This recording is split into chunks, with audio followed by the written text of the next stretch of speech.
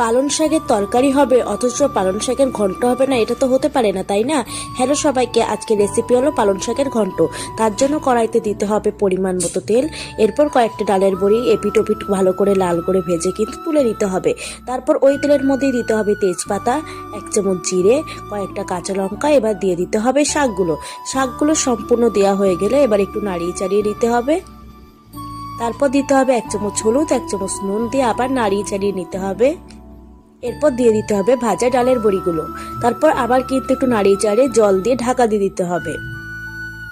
5 minute পর ঢাকনা সরিয়ে শাকটা ভালো করে সেদ্ধ হয়ে গেলে আবার চিনি দিয়ে আবার কিন্তু ঢাকনা দিয়ে দিতে হবে।